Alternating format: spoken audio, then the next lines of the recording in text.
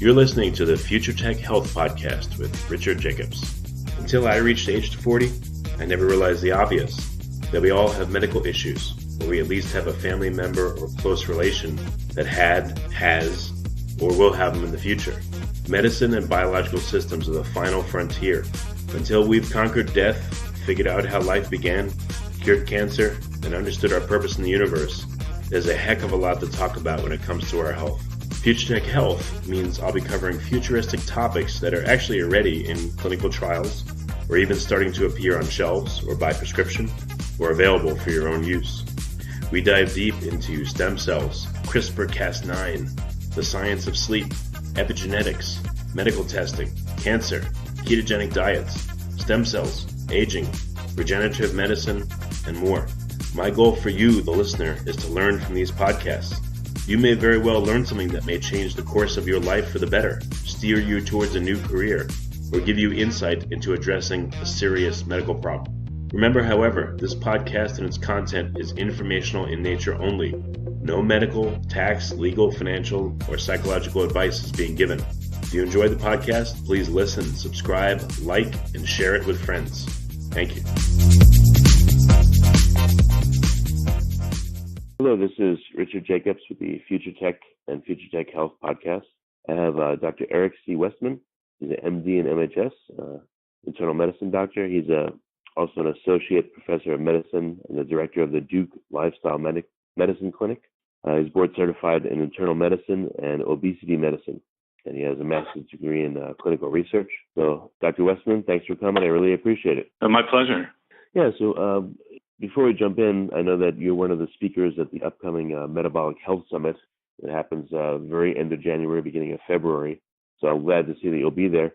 We're going to go over your work today here on the phone, but can you give people, listeners, just the basic title or topic of your talk at the Metabolic Health Summit? What are they going to hear about there? Sure. I'll be giving a talk with a title, something to the effect of the keto diet, the clinical implementation, and research frontiers. Have you heard of the keto diet lately? It was the most popular search term over the last couple of years for diet. It's been amazing to see. Yeah, no, I've experimented with a version of it, not the strict version, and I've interviewed quite a few people that are talking about it. So the topic's going to be really well received for sure, definitely. Yeah. So this meeting that is the third meeting that will bring together clinical and research and basic research at the animal level, even theoretical models and test tube research, all pretty much around what happens when a human doesn't, or other animals don't eat carbohydrates, which is now under the name of a keto diet. But we've been studying this back now going on 20 years without carbohydrate in the human diet. It's pretty interesting what can happen. Well, I guess some of the really interesting things too is now there's exogenous ketones. So some people I know are continuing to have either low carb or high carb and using exogenous ketones, and who knows what that's going to do, or maybe you do know what that's going to do to the human body when you're combining those two unusual things. Yeah, so my research as an internal medicine and obesity medicine doctor has been mainly in the context of cutting out carbohydrates and letting the body itself generate its own ketones. What is exciting and novel is the idea of exogenous ketones, meaning your body doesn't make them. That would be endogenous. So exogenous means it comes from outside. And it's fascinating to see. You definitely can.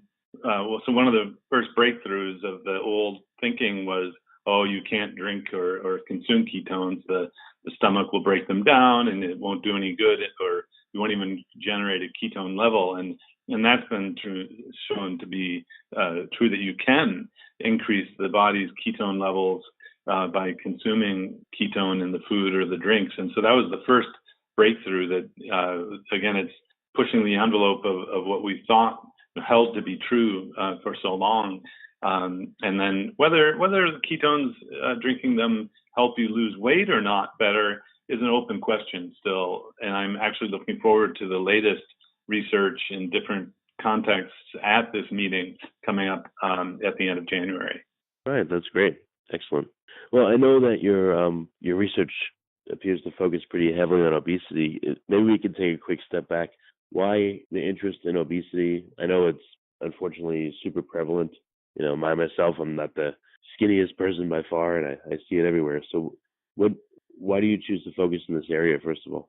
Yeah, so my background is in internal medicine and clinical research in internal medicine. So I learned how to do clinical trials, designed my own, did my own data analyses and publications. And I started at Duke University now going back 20 years ago, 28 years ago now. And so my interest was, back 20 years ago, everyone thought eating fat and not eating carbohydrates would necessarily kill you. I mean, it was thought to be like you were on the edge of a cliff kind of danger, going to kill you. Well, it was clear to me that that wasn't the case, because two of my patients came in having done, back then it was called Atkins induction, done the Atkins diet, and they lost all this weight. And, so it clearly worked. The concerns that we had then were about safety. And so Dr. Atkins, Dr. Eads, Protein Power, Dr. Bernstein, all these doctors were using a keto type diet, but they were thought to be quacks. And I think the main issue was not that it couldn't work, it was just, was it safe? And so we started looking at the keto diet starting in 1998 in terms of safety. And what we found pretty quickly is that no, everyone did not die, like on the edge of a cliff, or even it's not that level of danger. It's more of a side effect. Some people might get fatigue and cravings early on. And then what's fascinating is over the next ensuing 20 years, the more you study people not eating carbohydrates, the better it looks. So that it starts with obesity, because in the big picture, what happens is your body starts burning its own fat when you don't eat carbohydrate. It's just because we store energy on our bodies as fat. But no one thought that, it was going to be a good thing to eat fat. So we would always eat carbs. And so it was a big shift in mentality to just think, well, no, I just want the body to burn fat. And that's why it was being applied to obesity, which is a condition of too much fat, too much adipose tissue, really too much energy stored on the body. And the way to get your body to start burning fat, well, one way is to not eat carbohydrates. Another very effective way is to not eat anything at all. And all you have to do is look on a reality TV show where people go out and they don't eat anything. I mean, they turn into fat-burning machines and they lose weight, sometimes up to a pound a day. And so we don't think that's a safe thing to do. So in the obesity medicine world, we want to optimize and make it as safe as possible. The idea of burning fat to lose the body fat and to fix obesity, and that's why it really started as a obesity treatment and still continues today. Just as an aside, one of the reasons we have obesity to such a great degree today is that one of the influences was a governmental guideline came out in the 1970s that said eating carbohydrate was healthy and eating fat was bad. And it was not evidence-based at all. There was no science behind it. And so the companies that made these foods that didn't have the fat in it, that had a lot of carbs in them. And so now we have the biggest diabetes and obesity epidemic that there's ever been. And it turned out that there was sort of a governmental industry working together to sell the foods that, the wheat and the corn that America makes, and without regard to the downstream consequences. So, but obesity is the first no-brainer that the keto diet is good for. And then, of course, type 2 diabetes, meaning elevated blood sugar all day long, is very effectively treated by not eating sugar. And, that's the other kind of why did we not think about this? So when one of my patients that I see a wide range in a private practice within a university. I see a wide range of educational levels and all that. The fat burning idea is a little harder to teach, but the idea that eating or drinking sugar raises your blood sugar and diabetes is a problem of elevated blood sugar is very simple to teach. So I basically don't want people to eat or drink things that raise the blood sugar. And why that's so difficult for even doctors today to to understand. It's a whole nother, there are books written about this now as to how the idea, the science was weak, and the governmental and industry products that were developed were basically to make you addicted to the food. And anyway, it's long story short, it can be fixed by just stopping the carbohydrate consumption, which is now known as the keto diet. Well, I wanted to ask you some more advanced questions on keto, because I've spoken to a lot of people, and the basics of it seem to be pretty clear. But I wanted to ask you, since you've studied it for so long and probably in such detail, what do the outliers of it look like? For instance, are there people where the keto diet just doesn't seem to have any effect on their weight? Or, are there any unusual metabolic instances you've run across? Again, it works for a lot of people, I'm sure. Unfortunately, nothing seems to work for everybody. So maybe it's in those areas, again, the fringes, that maybe you found some interesting findings. Yeah, well, I think that's the next evolution of the science and research about the keto diet. The idea that it will be harmful for everyone, well, that's just not true. That's established. In fact, it's therapeutic and beneficial for many, many people. Probably the majority of Americans who have obesity or overweight or diabetes. So when you're looking at the fringe, pushing the envelope, what I observe is that you have to be very careful about whether someone's actually doing it or not. Are you in a metabolic ward with a human where they have no ability to eat anything other than what you've asked them to eat? Because in my world, in the clinical medical world, you just can't believe what people tell you. I mean, it's not that they're often with addiction, there's denial, and even people aren't honest with themselves. So I have yet to really see someone have it not work for weight loss when they're doing it correctly. And now that's the whole big asterisk, because you have to learn how to do it correctly. And the people coming into the world now thinking that you have to drink oils and butters and to ramp your ketones up when they're trying to burn their own body fat is a big mistake. So I'll see people, the first thing I do is if someone comes to me as a specialist, I'll sit down for about 45 minutes, take a long medical history and diet history and say, well, what did you do? And someone says keto diet. I say, okay, well, tell me exactly what you ate and drank. Ideally they would bring in their food records and even ketone measurements of some in some way, but a lot of people won't do that. And so when you teach someone correctly, the appetite goes down and they start burning their body fat. And I haven't seen that not work in anyone. So I'm going to correct you. This probably will work for everyone. And that goes to the idea of going out into the deserted island and not eating anything. That will work for anybody. Right. And the tough thing is in today's world where there's just food everywhere and you have temptations and all that. And then, you think you're eating. I erase in people's minds the idea that they need to eat. I mean, it's just bizarre how someone will come to me. It's like they feel they have to top off their gas tank every few hours to keep it full when the gas tank's already full, So anyway, there's a lot of unlearning, social eating, and that sort of thing. So I think it will work for everyone. Now, whether everyone wants to do it's another big issue, and I don't push it on everyone. I understand not everyone wants to do it, and that's fine. There are a lot of ways to go about managing health, and until there's more science wrapped around keto is definitely better in a human kind of study paradigm. I'm really kind of looking and just being open-eyed. I don't think we have the data to say everyone should be doing it, but it's looking better and better all the time, rather than looking worse and worse all the time. Well, you mentioned people that are consuming lots of oil. So I have a question. A few researchers have said, well, you still do have to watch calories. If you have too many calories, and especially if you're consuming lots of fat calories directly, that it can stop any weight loss. It'll keep you where you're at.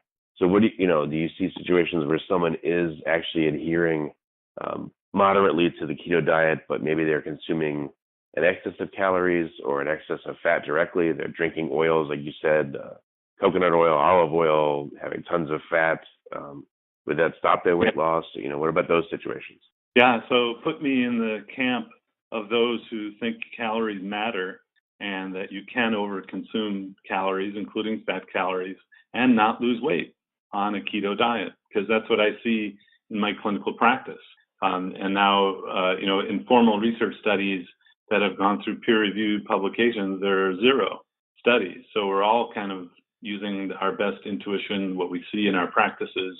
In fact, there's the science is at the level of an individual. His name is Sam, who lives in the UK, who put himself on a 5,000 calorie per day diet of different macronutrient compositions, and he actually gained weight on a keto diet.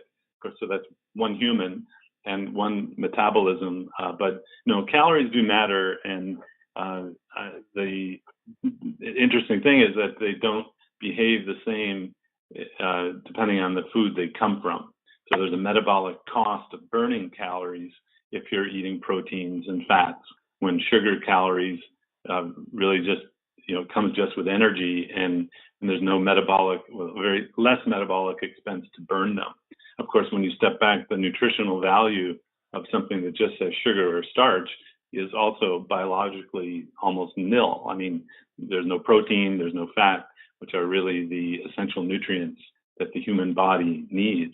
So it put me in the camp of those who still believe calories matter. It's just that it's not as easy to calculate as we've been led to believe.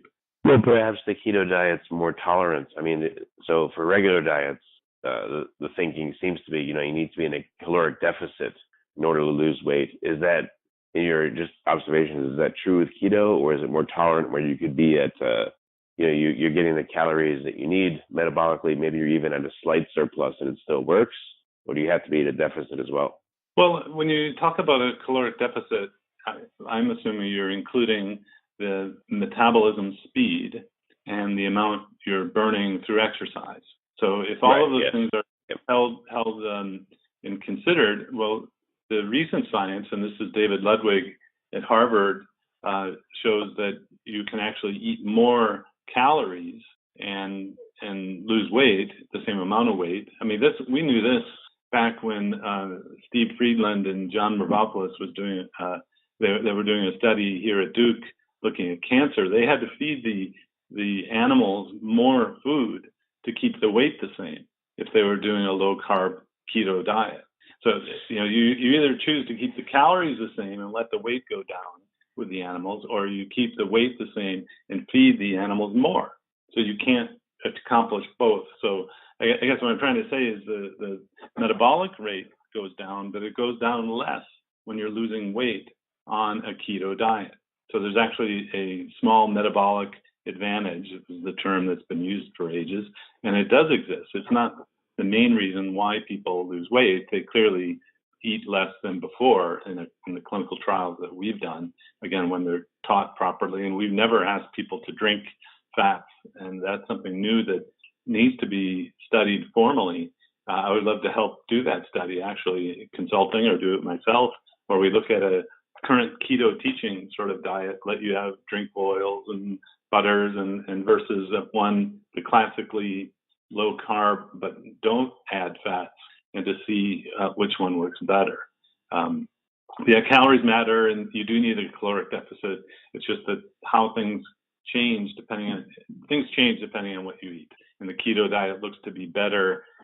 Let me put this all in one phrase. Yeah, you can probably eat more and lose weight on a low carb keto diet than on other diets because of all of these things happening. Okay. And what if you're someone that, let's say you've had your gallbladder removed, or for some reason metabolically you're just not good at breaking down fats? Would that present a challenge to the keto diet? And what would you do in those circumstances? Yeah, in my experience, the gallbladder being there or not doesn't matter. So that unless you're really, again, if you're drinking lots of fats and oils, you might get nausea and stomach upset, which I do not see in people who don't drink oils. If you're generating ketones from your own body fat, you wake up in the morning and you're just not hungry, and you don't have to add in these things. So you could be drinking too many oils and overcome the lack of gallbladder bile. It's a amount that's accumulated, and then it squirts out timed with the meal so that you digest the fats better. But if you're just eating real foods in a low carb keto way, I don't see having a gallbladder as necessary at all. And I know a lot of people come in with that thing that thinking that it's bad, and no, I don't see that. Even after Roux-en-Y gastric bypass surgery, where the stomach is made about as big as a hen's egg, and then the intestines are rerouted so that the timing of the gallbladder secretions really have no relation to when someone's eating something. Even a keto diet does well in that context as well. And so, another frontier that I'm working on, because I get a clinical population where other doctors are sending me their most difficult patients. We've used a keto diet in people who have heart failure and have a implanted heart pump, who are on warfarin and anticoagulation and have to have sodium restriction, and they do well, and the doctors need them to lose weight before their heart transplant. And so they don't want to add in a new medicine or do an operation. And so the idea that you can manipulate the food and these other medical, even very seriously ill medical populations is pretty neat. And that's one of the frontiers that I'm pushing, in that there are other doctors who want to operate on the knee or the hip or something, but people are too heavy and they want to do something that's relatively safe. And so we've developed a rather simple, safe protocol with monitoring. If someone's on medication, it requires the doctor or nurse practitioner or physician assistant to understand those medical problems. But having a gallbladder or not doesn't matter. I mean, and if someone thought it might be a problem, I teach them what to do. And then it's not just a snapshot. In my world, I have people come back and we talk about what they're doing. There might be some mid-course corrections that happen. For example, in someone who couldn't tolerate all of the meals, meal size, we would have them eat less food, but more frequently. I mean, so there are certain fixes that we use just as empirically in certain individuals. You work with patients that, let's say, they have diabetes and maybe they're on drugs like metformin or statins or things like that, and do they end up combining that with the keto diet, or do you prefer to just have them just do dietary intervention and not combine it with any other drugs? Well, if someone comes to me, my ideal spot to intervene for diabetes is before they're put on any medication. And every patient should be given a choice. You can go the medication route, but you know what happens there. Most people will gain weight and they'll have diabetes forever. Or you can do a lifestyle route, and keto is just one of many lifestyles where if you intervene early, you can actually reverse the diabetes without medication at all. But I'm thrown into a medical world where the typical patient that I see is on insulin and metformin for the diabetes, sometimes hundreds of units of insulin. They're on antihypertensives, often 2 or 3 antihypertensive blood pressure medicines, so we have to monitor that. They're on statins the statins are a minor thing when it comes to the medical de-prescribing of all of these things in a clinical context.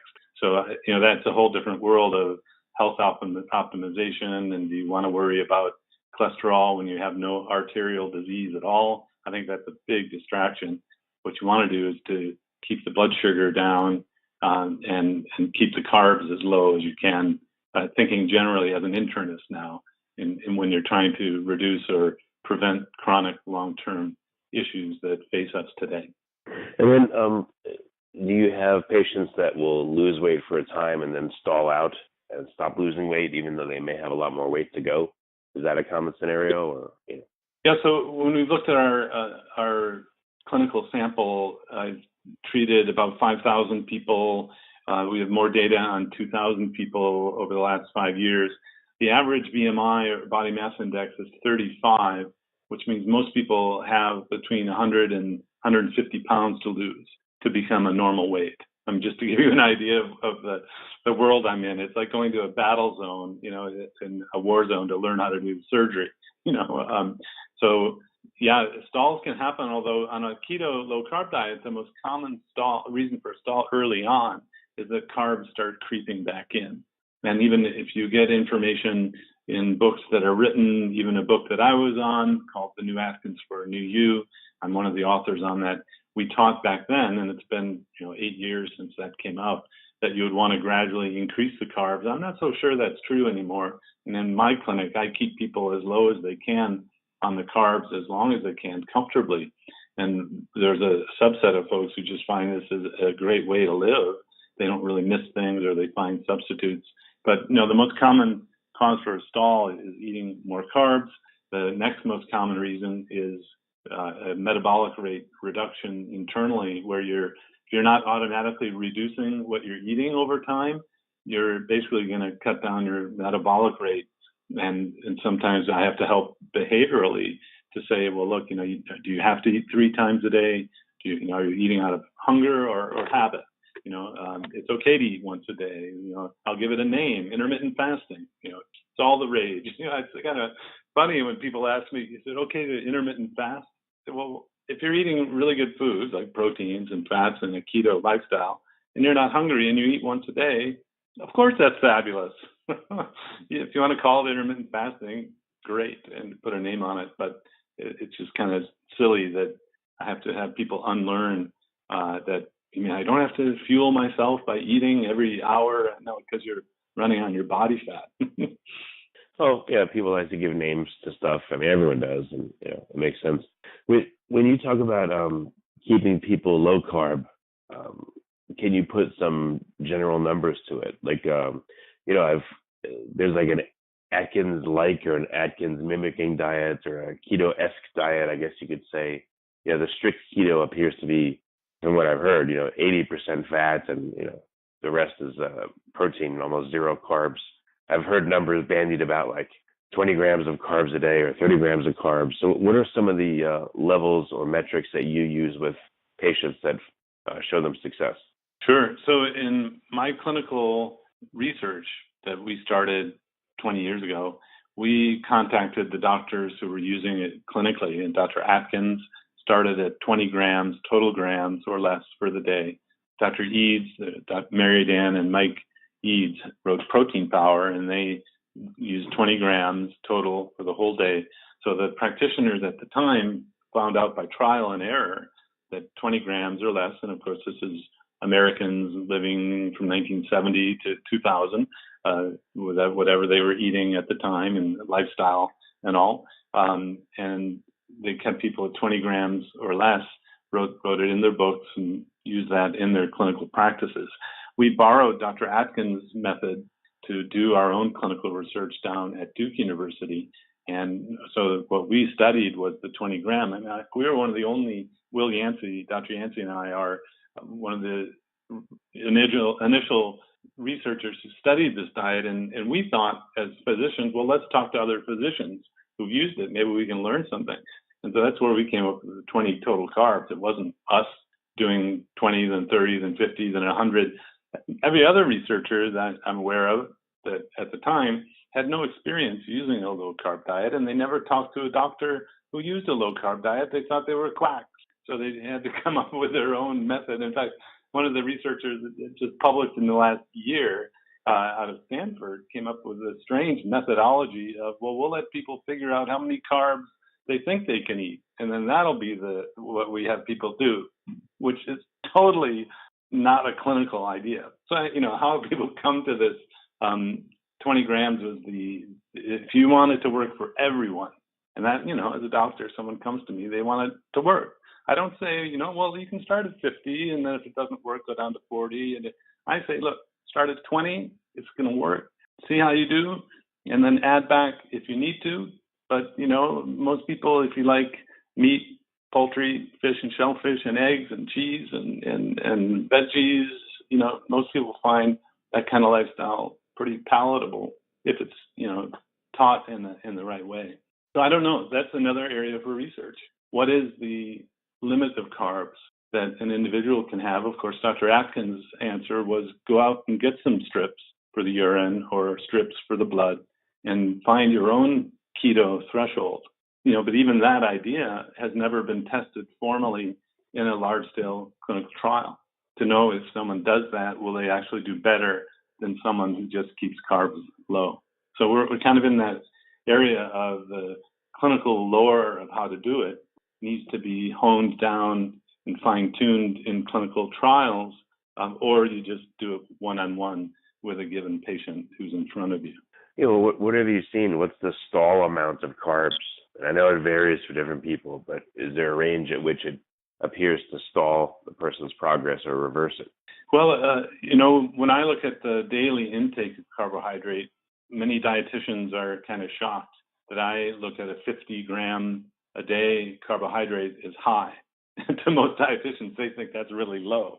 So, when you think about the reality of the bodily systems that we have, if you poured out all of the blood of an individual who didn't have diabetes, there's only 5 grams of glucose, sugar, in the bloodstream.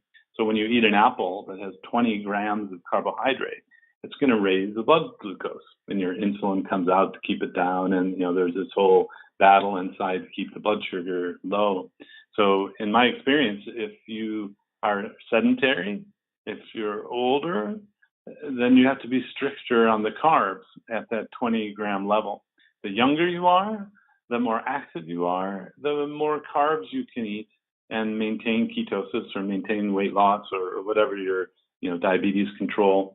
If you just think now of what's happening in the U.S. currently, there are gyms and areas that are using keto approaches and low carb approaches, and they can teach a higher level of carbs per day, because when you look at who's going into these gyms, they're relatively young. Remember, the older you are, the less carbs you can have. And they're relatively active. Well, remember, they're going to a gym and they're actually doing activities.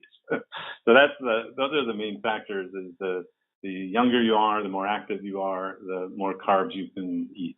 Now, the actual number, I don't know. I would love to have a data set of, just 100 or 500 people and work out the exact regression equation to say, for every year you can have 0.2 grams per day. We just don't have that level of data yet, but it's coming.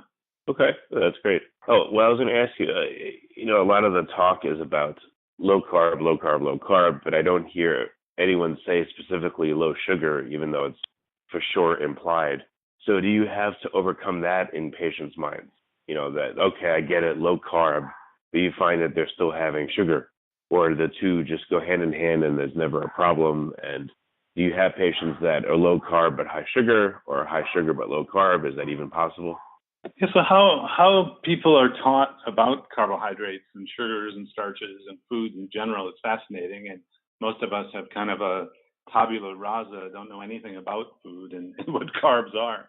So in the initial instruction that we give, we're really clear that a carbohydrate raises the blood sugar, blood glucose.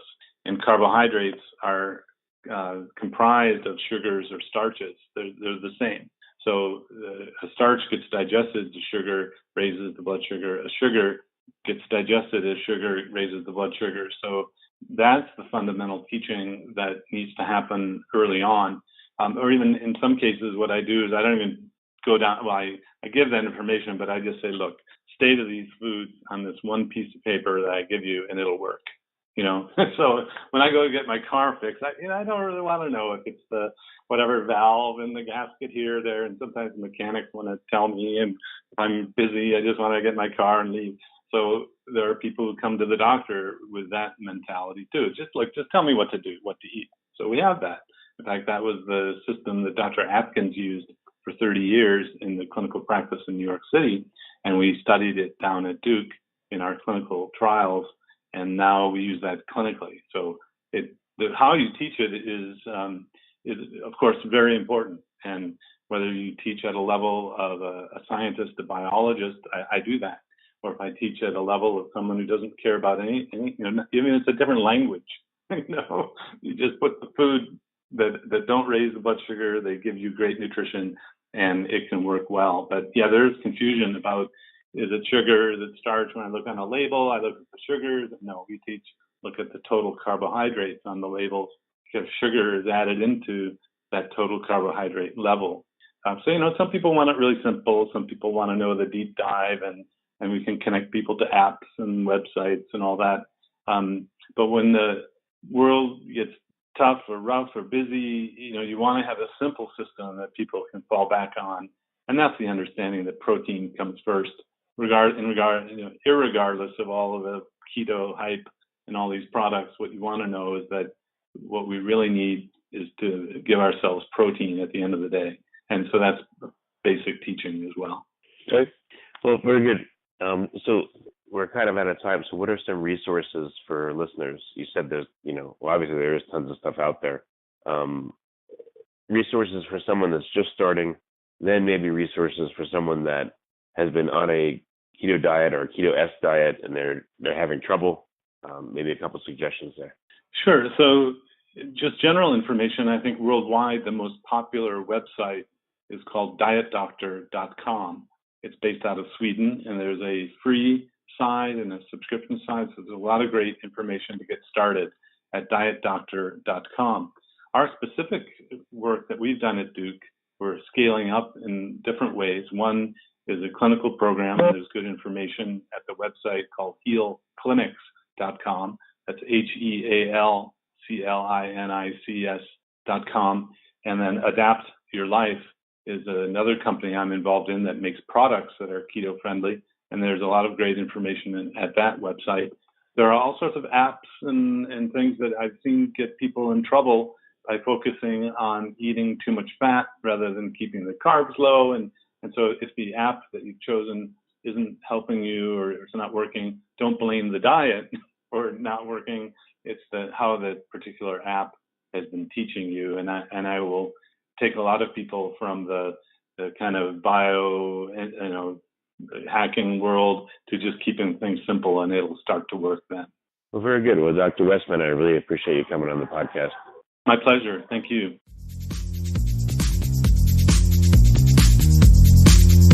You're listening to the Future Tech Health Podcast with Richard Jacobs. Until I reached age 40, I never realized the obvious, that we all have medical issues, or we at least have a family member or close relation that has, or will have them in the future. Medicine and biological systems are the final frontier. Until we've conquered death, figured out how life began, cured cancer, and understood our purpose in the universe, there's a heck of a lot to talk about when it comes to our health. Future Tech Health means I'll be covering futuristic topics that are actually already in clinical trials, or even starting to appear on shelves or by prescription, or available for your own use. We dive deep into stem cells, CRISPR-Cas9, the science of sleep, epigenetics, medical testing, cancer, ketogenic diets, stem cells, aging, regenerative medicine, and more. My goal for you, the listener, is to learn from these podcasts. You may very well learn something that may change the course of your life for the better, steer you towards a new career, or give you insight into addressing a serious medical problem. Remember, however, this podcast and its content is informational in nature only. No medical, tax, legal, financial, or psychological advice is being given. If you enjoyed the podcast, please listen, subscribe, like, and share it with friends. Thank you.